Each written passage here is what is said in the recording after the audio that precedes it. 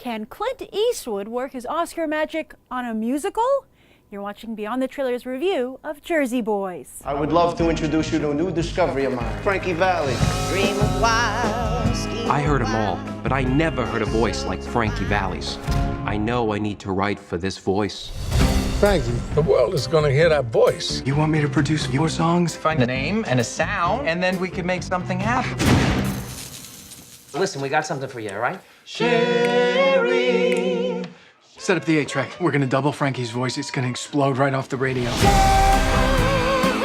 To be fair, though, Clint Eastwood seems to have lost his Oscar touch, so he's just as much hoping to get it back as Jersey Boys is hoping to utilize it. See, about a decade ago, as Eastwood was beginning to transition to a career fully behind the camera, he won back-to-back Oscars for a number of actors. Sean Penn won Best Actor and Tim Robbins Best Supporting Actor for Mystic River, and then the next year, Hilary Swank won Best Actress and Morgan Freeman Best Supporting Actor for $1 Million Baby. In fact, Eastwood himself won Best Picture and Best Director for $1 Million Baby, after having just been nominated in both categories for Mystic River as well. Suddenly, Eastwood was an Oscar darling and a potential shortcut for anyone else who had their eye on the gold. Angelina Jolie signed on for The Changeling, Matt Damon for Invictus, Leonardo DiCaprio for J. Edgar. Yet Eastwood was only able to deliver nominations, no wins, and for DiCaprio, Bupkis. Plus, Eastwood's box office numbers have also seen better days. So what better way to reinvigorate his career and his Oscar standing than with a project that can boast plenty of its own gold, Tony Gold. Yes, Jersey Boys won 4 Tony Awards back in 2006, including Best Musical, Outstanding Leading Actor in a Musical for John Lloyd Young, and Outstanding Feature Actor in a Musical for Christian Hoff. Both men originated their roles, and John Lloyd Young reprises his role as Frankie Valli here in the film. But Hoff has been replaced by Vincent Piazza, best known to audiences for his work on HBO's Boardwalk Empire. Yes, Jersey Boys the movie lacks a star. The best it has to offer is Christopher Walken in a small supporting role. But the musical is supposed to be the star, one of the few recent hits that Broadway has been able to produce. Where's our The Book of Mormon movie? And if you watch the Tonys this year, I'm sure you caught Eastwood's appearance, graciously presenting 2 Tonys in an effort to get into the good graces of the theater community. But the buzz for Jersey Boys the movie has been almost non-existent, and while it was a safe bet for New York City tourists who wanted to include a night on the Great White Way in their vacation plans, a casual trip to the local movie theater is a different story, especially since the golden oldies aren't so golden anymore when it comes to mainstream culture. Yet another movie falls victim to bad advertising. This movie is much better than advertised. And speaking of advertising, when the first trailer came out, I said this looked like Goodfellas the musical. And I was right. And in fact, there's a direct connection to Goodfellas in this movie, in this real true life story that I don't want to spoil, but it's surprising, funny, and interesting. And this movie has a lot of those moments. However, I think that one of the hurdles for this film is that people feel they've seen it before. And in many ways you have. This is your standard, musical period bio. But there's one aspect of this film that is truly unique, and I think it makes it stand out from the rest. And that's that it's the most honest portrayal I've seen yet of what it's like to work in the entertainment business. And I think that Frankie Valli should get a lot of credit for being so brutally honest and sharing the credit and the blame for both his career and his personal life. And perhaps it's because of what happened to him that he wanted to be so brutally honest. And I don't want to give that away as well, but it's quite the roller coaster of a life. And I think that's another thing that makes the film very compelling. But when I talk about honesty and how the entertainment business is portrayed, so often in these bios, either a group or a singular person is portrayed as this talent which is undeniable, that they are destined for fame, that everybody else is drawn to them like moths to a flame, and their job is just to facilitate this individual's genius. And that once they make it, which is overnight, the only hurdle left is their personal demons. And Jersey Boys doesn't do that. It gives you the honest truth about how it's a constant struggle, about how it's important to rely on people both on stage and behind the scenes.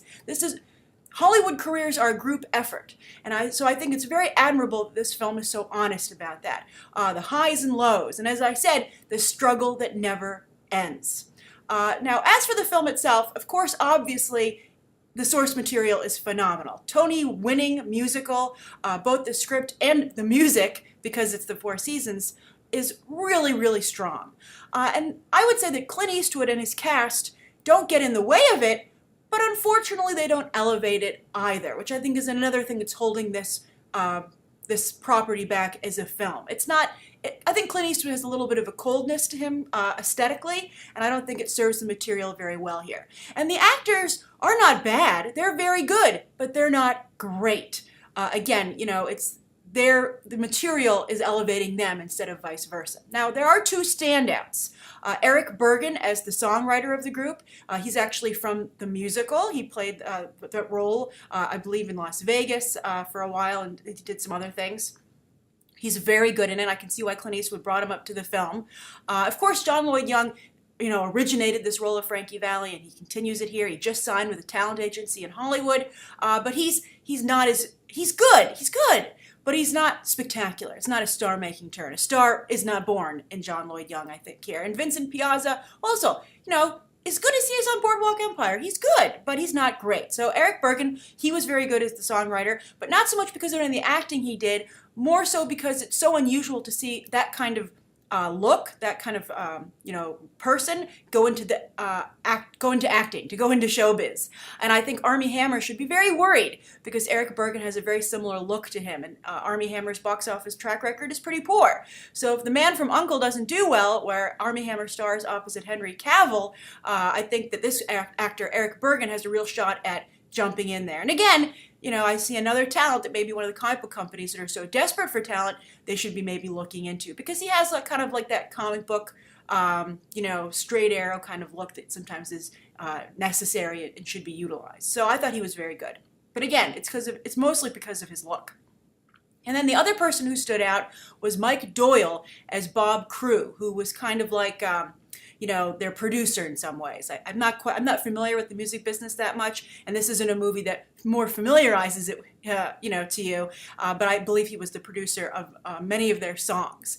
And what was so interesting about this role is not only because Doyle did a good job at the performance, but this was an openly gay character in a genre, the period music bio, that usually doesn't showcase openly gay characters. They're not just openly gay, but are respectfully portrayed as businessmen who have something to bring to the table, who are experts, which is very much the case in the entertainment industry. So I thought that was great that was included here, and that, again, it was another honest portrayal. Usually, you know, there's one line when everyone's like, oh, I get it, that character's gay. That's not how it was handled here. He was openly gay, and while it got some laughs, you know, it wasn't at the character's expense, because the character was having fun himself. I thought he did a very nice job. So, should you see Jersey Boys? I would say that if you're a fan of this music, yes. If you're a fan of this type of movie, yes. And also, here's the big one. If you're at all considering a career in the entertainment industry, yes, you should definitely see this movie to give yourself a better idea of what's in store for you. So that's my review of Jersey Boys. I'd be very curious to hear what you guys think of it if you've seen it. Also, how does it compare to the Broadway show? I never got a chance to see the Broadway show, but I'm glad I got to see this movie. And I was also happy that, you know, one of my big problems with Broadway these days is that the sets are so bare, and they really rely on, you know, LED screens to create these environments and lighting, but I like sets. And this movie, though, did have a set. It didn't feel like it was just on a sound stage or, you know, it was like the impression of a movie. It was a movie. And again, as I said, the script and the songs are just phenomenal. All right, so that's my review of Jersey Boys. Again, please share your thoughts down below. Thank you for tuning in, and you can check out some more episodes right now.